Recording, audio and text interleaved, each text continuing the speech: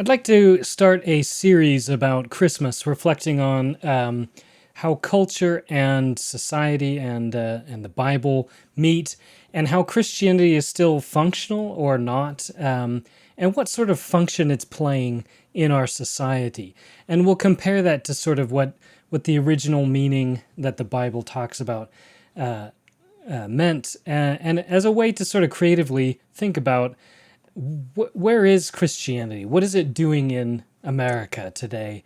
Um, it's a sort of way of thinking that I'd like to communicate for maybe you to think critically in your own context or in your own life, asking what is this practice we do? Why do we do it? Just asking some of those questions can be really quite helpful, I think. So in this first video, I want to go through a certain cultural artifact that's in my town of Canyon City, which is a Nativity and Epiphany scene that is on the hillside above the oldest part of our town, which also happens to have a prison right at the base, sort of cut into the rock and stone of the mountain. And so you have this interesting juxtaposition of baby Jesus with the wise men and the angel and the star and Mary and Joseph right above a prison that when it was built was a federal super maximum security facility. The road next to it, a tourist road called Skyline Drive, was built with prison labor in the 1930s. And so the town was and still is being shaped by prisons, incarceration, and the Department of Corrections.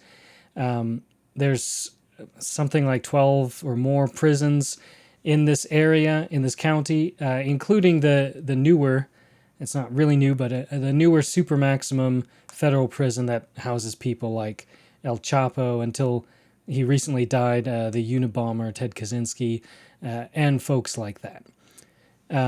Lots we could talk about that kind of thing, and we will talk about Jesus and justice at some point because I think that's a fascinating conversation too.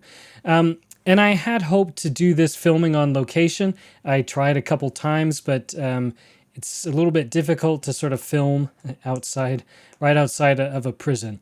I have to confess, I was a little bit nervous spending too much time with filming equipment right outside, and it didn't work out. So here we are, not there, but I will give a few videos and pictures to give some context. So what we have here is a nativity and an epiphany scene. If you're not familiar with those terms, right? Nativity means a birth scene, and epiphany, I should say, nativity is celebrated December 25th, Christmas, and the epiphany is when the magi, the Zoroastrian priests from Persia, come to offer their gifts to Jesus. That's celebrated generally on January 6th. And those two events could be separated by at least a year, possibly, in the Bible's telling of it. But of course, they've sort of been blended together, and maybe that's kind of an interesting fact we could think about, at least in sort of American and English-speaking culture. Epiphany is sort of fallen away, and now people think the 12 days of Christmas, for example, start 12 days before December 25th, rather than that being the time of Christmas between December 25th and January 6th. So little sort of cultural change and insight there. But let's think about what is the function of this scene. What's going on here? What is the scene doing for the people who are here? And I think maybe there's two main categories of people we could talk about. One is the people of Canyon City, the free people outside the walls of the prison, and the other are the people of Colorado incarcerated in this Colorado territorial prison just underneath the nativity scene. Now, not having been in this prison, I don't know how visible the scene is. You know how sight lines are on mountains. Sometimes the closer you are to the base of it, the less you can see. But I imagine at least the star will be visible because it's lit up and it's on the very top, above the top of the peak. So we'll imagine at least that the prisoners can see the whole thing, and maybe that was part of the intent. I don't know. So let's think about the civic aspect of it, and the sort of civil religion that is represented here. And what could we discern from this scene? Well, first of all, it's plywood cutouts that have been painted, a very close-up look. They're hard to get near, and that's partly because this is on Department of Corrections property. I believe the prison then maybe owns this, or maybe the city does under some kind of agreement. I don't know, but it's hard to get close. So a sort of zoom-in picture shows that they're not in the best repair. They're not falling over quite, but they could use some attention. So that's interesting. It's also interesting from a civic point of view. We might say so something that's sort of old-fashioned. It's definitely very Christian. It's not a generic Christmassy thing like a tree or a star. There's the star, but with the whole nativity below it and Epiphany. It's interesting because what we might discern from that is that this is an older community, a more conservative community, a community that doesn't have the funds to invest in itself, a community that is generally pretty conservative, because they haven't secularized what would have been normal to have in 50 years ago, but would not be normal to have in most other communities, which would be the nativity scene, a very Christianity-centric image. And all of those things are true, and some of the images I'm showing here demonstrate this. It's a fact I learned very clearly when I was a pastor in this town, and the church I pastored, which you see here, told a very similar story, that early 20th century to mid 20th century, there was a lot of heavy investment in sort of Christian infrastructure in the community, building of very big and expensive, elaborate Christian buildings. Perhaps, interestingly, at a similar time, they were building that prison.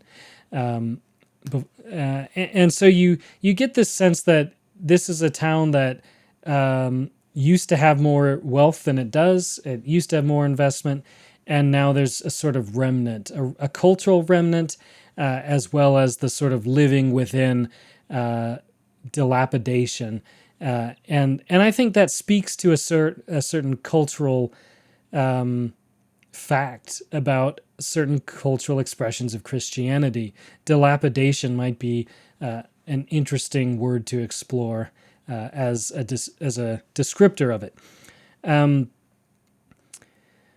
So we've talked then about the civic people. What do the civic people think? What could we discern about that? And I think those things are true. It's an older community, and it represents a sort of bygone time in many ways. It's a place where you might find people are, moaning about the war on Christmas, and glad that there's a nativity scene still up on the hillside, and people making you say Merry Christmas instead of Happy Holidays, things like that. That's a sort of snapshot, and this image serves as a snapshot for a community's sort of perspectives. And I think that part's interesting. Now, if we were prisoners, we might think about it in another way. And I think there's two ways to think about this, one of which I'll wait till we talk about the theology. But the first way we might think about is new birth, new beginnings, and hope, nostalgia that Christmas represents, perhaps, for a childhood when things were different, before a bad mistake happened, before whatever. Jesus, for many in incarceration, represents a certain way of moral reform, a certain way to a kind of freedom, even if that freedom isn't gained, quicker by conversion to Christianity. Many people who are incarcerated find in Christianity a kind of freedom. So perhaps that's what some people there are thinking. Um, and I think that would be the best possible interpretation we could put on it. Um, but what theologically is Christmas about? What's the point of this holiday? Well, if we want to talk not about the holiday itself, but about the events that it commemorates, we should think about the scene that's being actually depicted. What we have is, you know, this Jewish boy born in a nowhere place in a under the thumb of a massive superpower, the biggest empire in the world in terms of power at that time. He represents a conquered people, and we know exactly what the sort of hopes of the people were, because they're told for us. And for example, in Luke's gospel, Mary herself, of course, who's also depicted as Jesus' mother, says in her song called the Magnificat, she has this line that God has brought down the powerful from their thrones and lifted up the lowly. He has filled the hungry with good things and sent the rich away empty. So there's this hope. Indeed, Christmas is all about a hope. But what is that hope? That hope is for the people at that time, for Mary and others, was that Jesus was going to liberate the people from captivity. We see this at the end of Luke's gospel. There's this hope that is unrealized, that the disciples on the road to Emmaus said, we thought he was going to be the one to redeem Israel. And that becomes an encapsulation between Mary and the road to Emmaus. We have this sense of people expected Jesus to do something, and it's unfair to just call it political, because it was also economic and it was also spiritual, but it was integrated. It wasn't a spiritual but not material, a religious but not civic, a separation of church and state thing. Those are modern concepts that were unknown in Jesus' day. They expected Jesus to not just set them free from their own personal moral wrongdoing, not to give them a personal relationship with Jesus or God, but to set captives free, to bring a new exodus, to bring the Jewish people out of their captivity. And Jesus himself confirms this. Again, in Luke's gospel, he introduces his own ministry by quoting from the prophet Isaiah, where he says, the Spirit of the Lord is upon me. And he talks about proclaiming good news to the captives, sight to the blind, and freedom for those, in chains or in bondage. Interesting, right? For Jesus to pitch his own ministry, the whole reason he came and did his thing was to free captives. Okay, that really changes the way we might think of Jesus being a sort of symbol right above, sort of the divine hovering over a center of incarceration.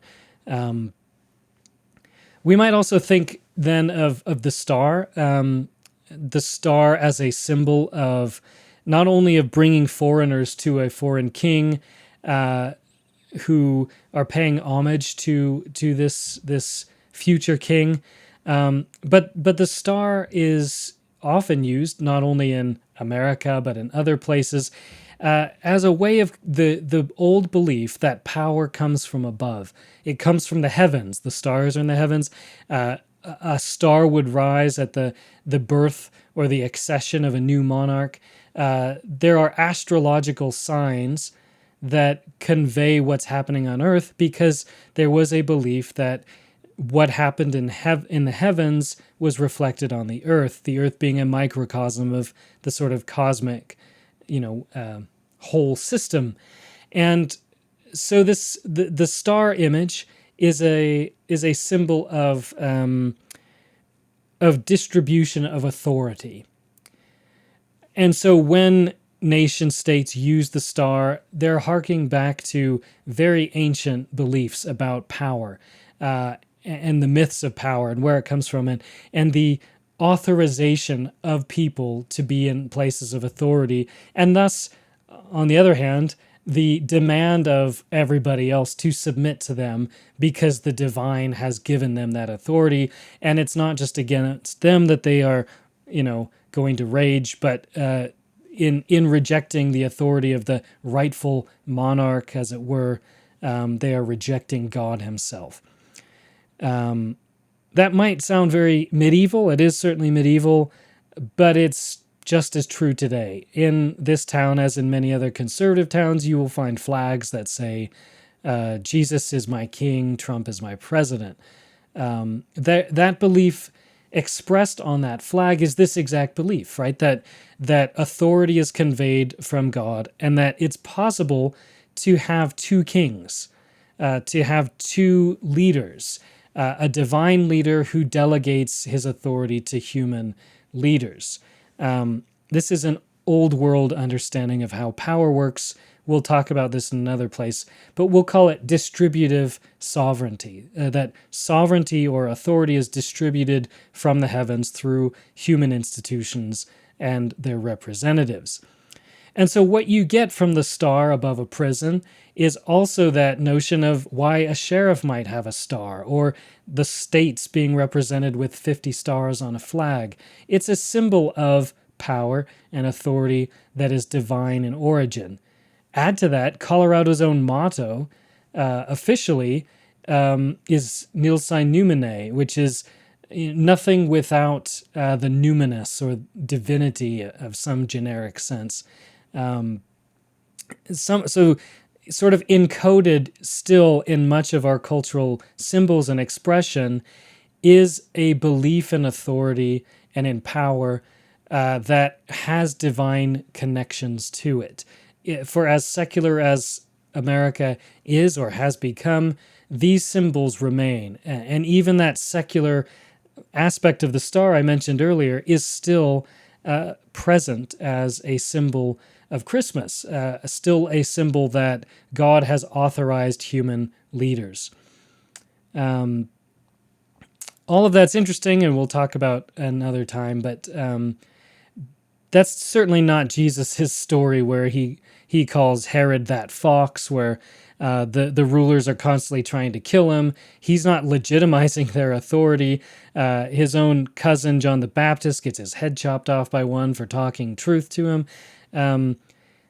The Bible, except for one, maybe two passages, which we'll definitely do a video about, Romans 13, except for those single passages, is extremely negative about human authority. Think about Psalm 2, a messianic psalm, a psalm about the divine king. It says, why do the Gentiles, the non-Jewish people, rage? Why? And they plot in vain, and their kings sort of rage against God and his anointed. And it says, he who sits in heaven mocks. He holds the kings of the world in derision. And the chosen Messiah will dash them to pieces like pots and rule over them with a rod of iron. And that's this biblical perspective, that when God is king, the nations cower in fear and submit. The obvious answer to that is God isn't functionally the king right now. So Paul will talk about living in the present evil age and living within the dominion of darkness, again referring back to light, darkness, and the star as a sort of great light breaking in to scatter the darkness. So all of that to say, there's this expectation of liberation at Jesus's birth, an expectation that doesn't come to fruition in the way that people had hoped. They're profoundly disappointed in Jesus, as in the many other messiahs that failed to ultimately defeat the Romans. Now, obviously, Jesus appears to his disciples in resurrection form, and his disciples carry on, and the whole movement grows from there on. So there's something profoundly different about Jesus than the other failed messiahs in that way. He certainly wasn't, by any stretch of the imagination, even the most successful of the Jewish messiahs during that time period. All right, so all that to say, we have this idea that Jesus is this new king, that there's a people who live in captivity who are yearning and hoping for freedom from powers that are over them. And we have this symbol set over a prison in modern day America. It's interesting. It's interesting. Um, it's this intersection of a place where Jesus is used potentially in a terror in a way that is more about terror, about submission to authorities, about the rightfulness of the justice of the American penal system. He might be used as an image of, again, hopeful new beginnings of moral reform in the Department of Corrections, which does little to correct behavior, just to take people out of society and punish them. All of this from a guy who came to say, I did not come to judge. And he commands his disciples, do not judge. The measure you use will be used against you.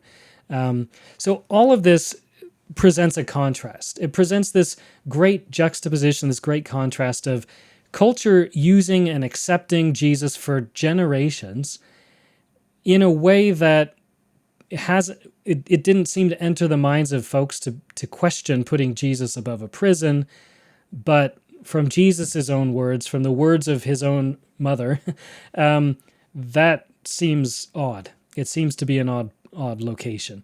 And yet we might say there's no more fitting place for Jesus to be remembered than at this intersection of captivity and freedom. And maybe no better place to reflect on it than in a town maybe a bit like Nazareth. Jesus, of course, born in Bethlehem, but his hometown of Nazareth being a not very wealthy place, a place passed over, not on the main roads, much like the town I live in. And you see the economic examples of that. And I think all of this plays into, what is this symbol doing for the people who live here? What is Christmas doing for the people who live here? What kind of hope is it giving them? What kind of hope is it denying them? Is it a form of copium, right? A opium that helps people cope with being passed over? Is it hope in messianic political figures that will liberate them from their poverty, supposedly, or the wokeness that is coming down through secularization?